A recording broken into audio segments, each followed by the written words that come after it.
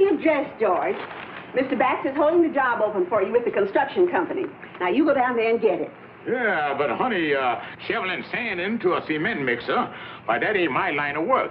You see, I'm more the executive dictaphone button-pushing type.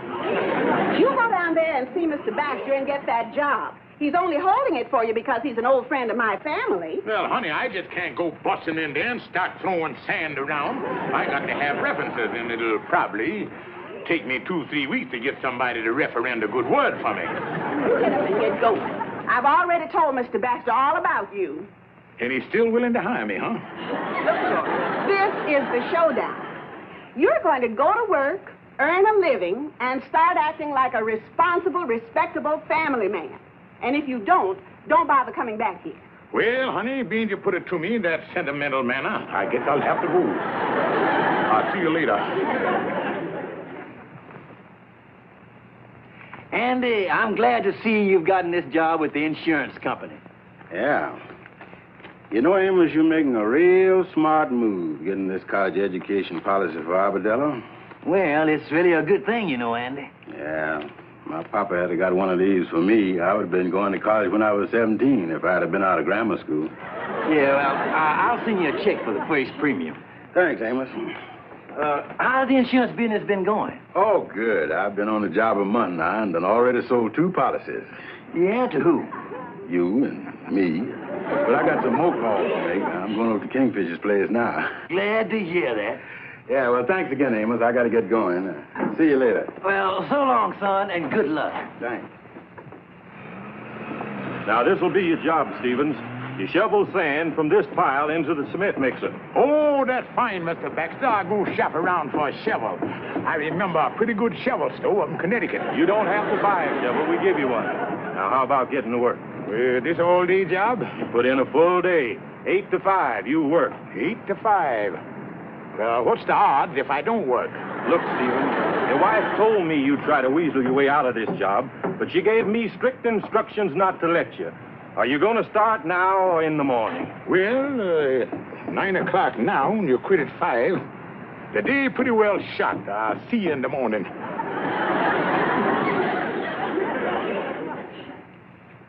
Don't look so glum, George. You'll like your job after you get started. That's what I'm afraid of, honey. I'm afraid I'll get to like the job so well and stay there year after year and never leave.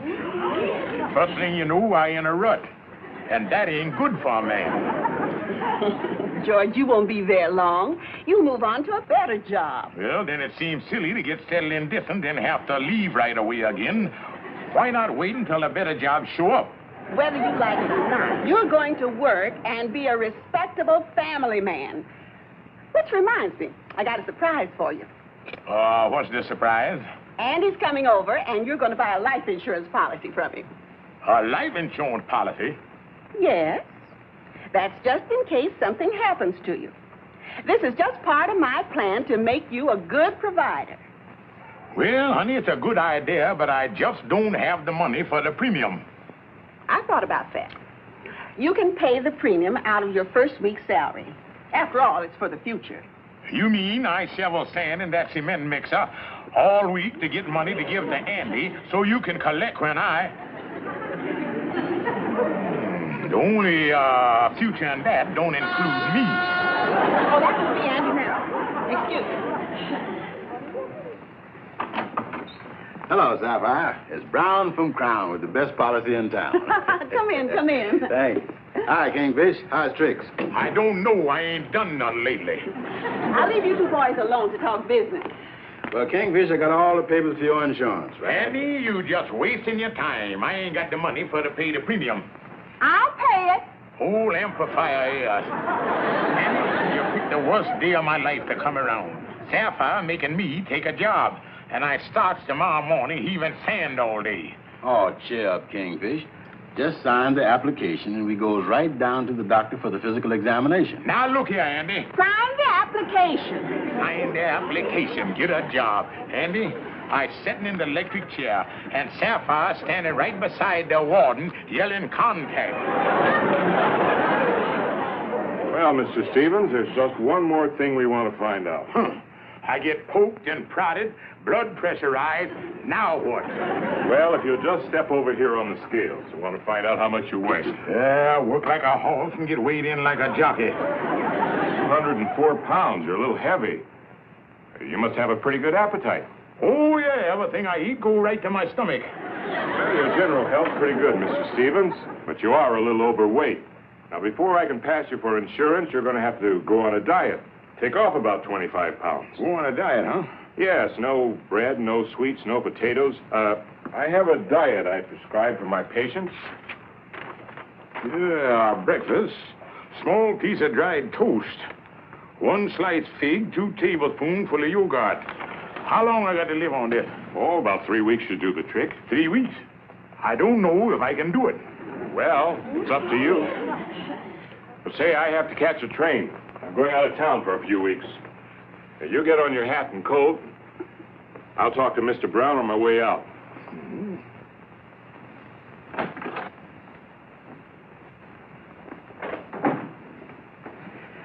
Hi, Doc. Is everything all right? I'm afraid not. Mr. Stevens isn't insurable.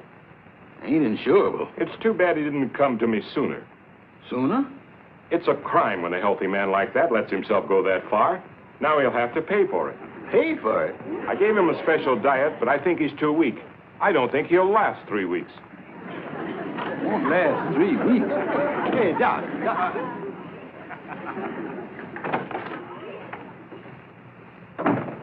Well, Andy, did Doc tell you the news? Yeah. Kingfish, I can't believe it. Well, Andy, I guess it's my own fault. I lived it up too much and it done caught up with me. Don't give up so easy, Kingfish. It ain't no use, Andy. I don't think I'll last the 3 weeks. I don't believe what that doctor say. I know lots of fellas been told they only had a couple of weeks to live and they're still kicking around. Live? What are you talking about? Oh, don't try to make no secret of it, Kingfish. The doctor told me when he went out that he didn't think you'd last 3 weeks. Did the doctor say what's wrong with me? No, he just said you couldn't be insured. What is it, Kingfish? Andy, I'd rather not say. You do the same. Oh, yeah, Andy. I have an attack. Andy, don't say nothing about it to Sapphire. She expect me to go on that job in the morning, and I don't want to let her down. Kingfish, you can't go to work when you only got 3 weeks to live. Andy, I hadn't thought of that. I work 3 weeks, and they pays off once a month, and I missed the paycheck by 1 week. Oh, the cruel disappointment of it all. Come on, Kingfish, I'll take you home. Yeah, Andy. Give me your arm. No, Andy. I got to conserve my strength. Carry me, Andy. All right, Kingfish.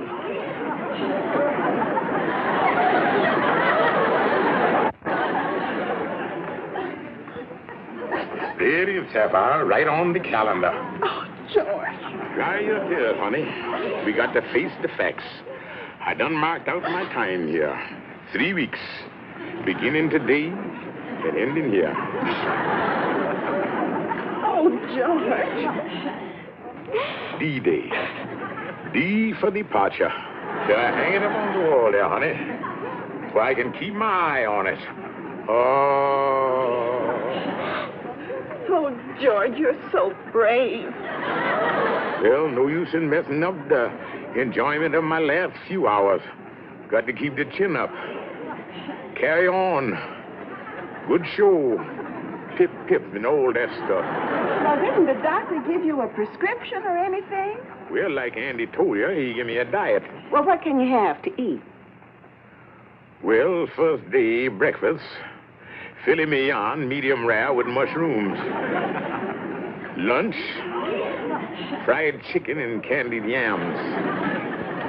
Dinner, broiled lobsters and strawberries and cream for dessert. Are you sure that's what he wants you to eat? Yes, darling. That's what he called the last chance diet. Well, George, you can have anything you want. Anything.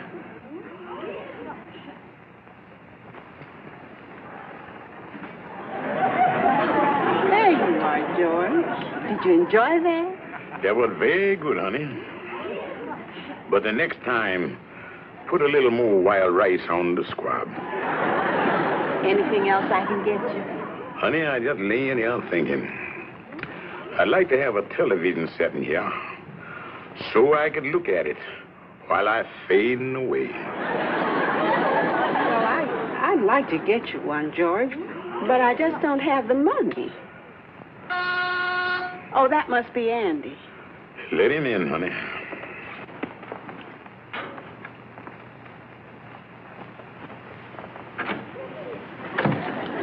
Andy, money.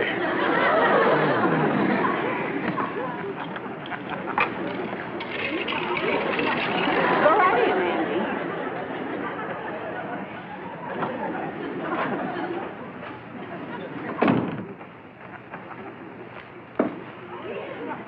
Hi, Kingfish.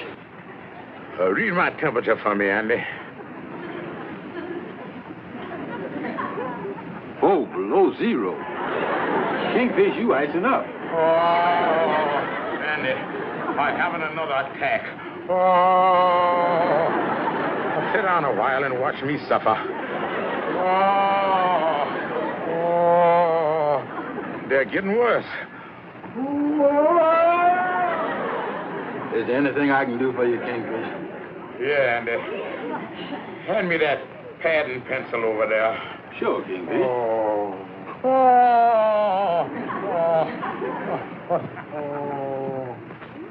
There you is, Kingfish. Thank you, Andy.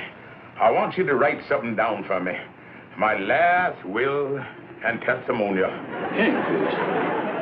To whom it may concern, I, George Stevens, being sound of mind and lately deceased, bequeath and donate my estate. Part of first part, hereafter known as Andrew H. Brown. Oh, Kingfish. I give and hand over my solid gold-plated railroad-type watch, easy worth $500, to the aforesaid Andrew H. Brown, my good friend and bosom companion. Oh, Kingfish. Andy, I just realized what a terrible thing I'm doing to you, leaving you this watch. What's that? The inheritance tax. Andy, if I inherit this watch to you, the government gonna bracket you with a 50% inheritance tax on this $500 watch. And that's $250. $250? Andy, I can't do this to you. I want you to have the watch. I'll tell you what I do. Let me get around the inheritance tax this way. I sell you the watch now for $150, and that saves you $100 in the hereafter. Kingfish, I don't really need no watch right now, and Andy, I having another attack. Andy, you better act now and save yourself $100.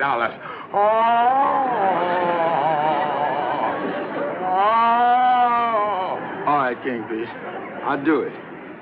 It was a nip and tuck all the way until the local club fell apart in the last of the 8th. And that's the sports page for the day. Now for the human interest story of the day. In St. Louis, the friends of the late Augustine Wingate banded together and collected $1,000 for a memorial portrait of the financier. An artist has been commissioned to do the painting, which will be unveiled on the occasion of a... $1,000 memorial painting.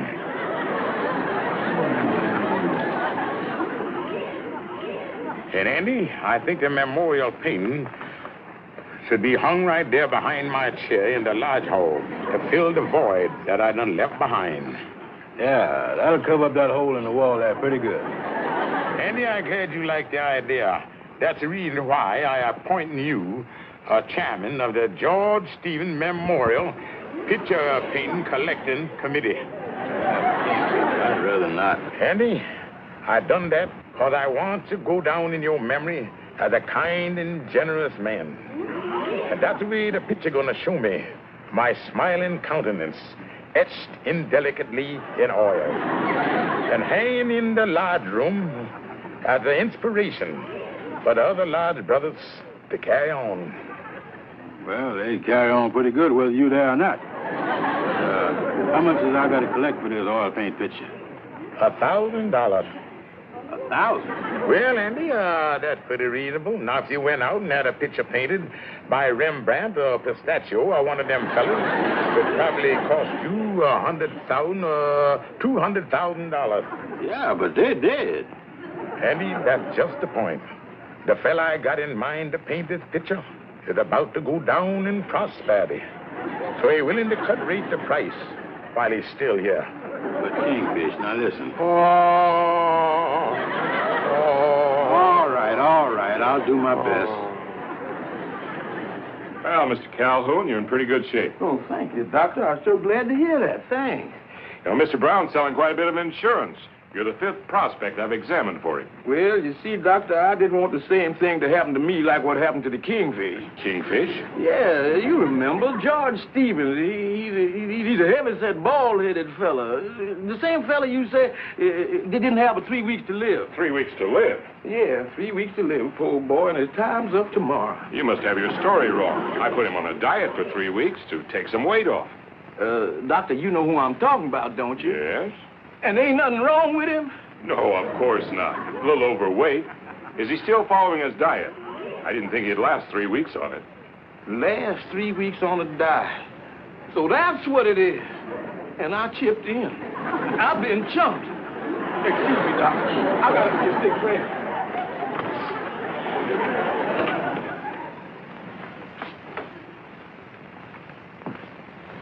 Mrs. Stevens?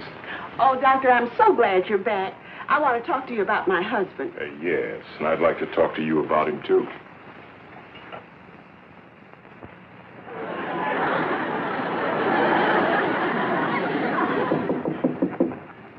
Who's that? It's me, Kingfish. Can I come in? No, you can't come in now, Andy. I haven't a spell.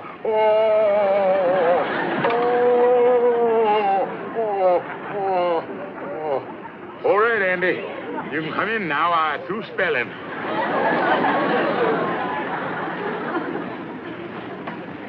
Hello, Kingfish. Hi, Andy. I knocked on the outside door and didn't nobody answer, so I come right in. That's okay, Andy. How the collection coming? Oh, yeah. Well, all I could raise was $31.22. Well, Andy, the artist was expecting a little more than this. Well, I did the best I could. But here's the picture. You can hang it up in the lodge hall. Pretty good likeness, huh? Looks like a map of the subway system. Who did this? Me. But you said you was going to have an artist to paint this as we go down in prosperity. Well, Andy, after tomorrow, I won't be prospering around here no more. Not Kingfish? Oh, Andy, the sands of time is drizzling out on me. Look at the calendar there. And I know you can't be angry with a man who's facing D-Day. I guess not. Oh, I got something down in the car that the Lodge brothers sent you. Sapphire ain't here. It'd be all right if I leave you alone for a minute? And he ain't got a thing to worry about until tomorrow.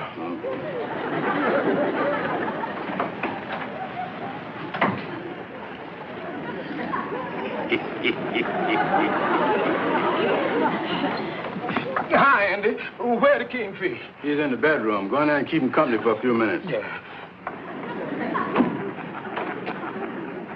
Kingfish? You give me back my $3. Oh, what $3? The $3 I chipped in on that memorial picture, that's what $3. It's in safe hands. Kingfish, I don't want to hear no talk about no safe hands. I want to feel my money in my hands. I just come from the doctor's office and he say you ain't sick at all. Oh? Kingfish, you is dirty, that's what you is. You not only jip your honest friends, you is now jipping me, Algonquin Jenkins. Kingfish, I'm going to tell everybody what you done, then you really going to be sick. Now, wait a minute, Calhoun. I just as glad as you is that the doctor made a mistake and I ain't sick.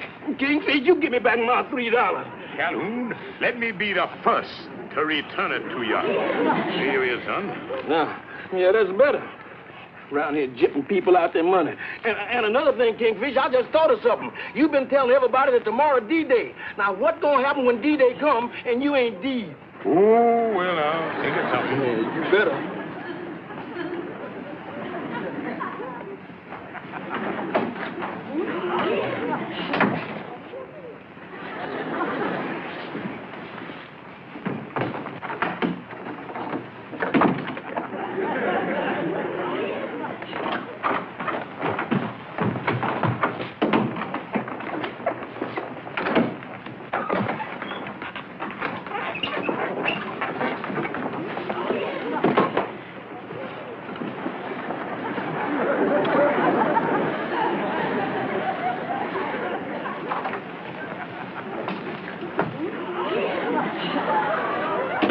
this, Kingfish. Two sorrowful brothers of the lodge. Bon voyage, wherever you're going. Thank you, Andy. Oh, that's all right, Kingfisher. Hey, what you doing with your hat on? Oh, Andy, did you hear them old-time Westerners what died with their boots on? Yeah. Well, I come from a clan that died with their hats on. Hey, what's this suitcase doing here? Well, I tell you, Andy, it's like this. Hey, you all dressed. And my clan died with their clothes on. Formal to the end. Kingfish, you going someplace. Andy, I didn't want to tell nobody, but I got to thinking, and I thought it'd be the decent thing to spare my friends my last moments. So I'm going to pack up here, and I'm going away where I can fade away private-like. Yeah. Where you going? Tombstone, Arizona. Say, Kingfish, if you's fading out, what are you taking these swimming trunks along for? Well, now, Andy, in these fading cases, a man never knows what direction he's going in. It's just a chance that he might end up in a hot climate.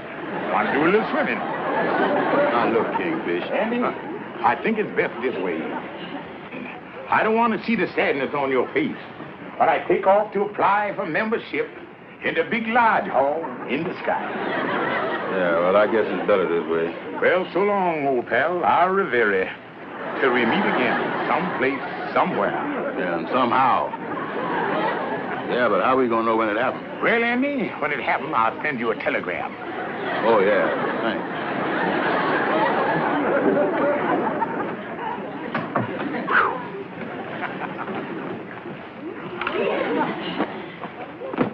Oh, George.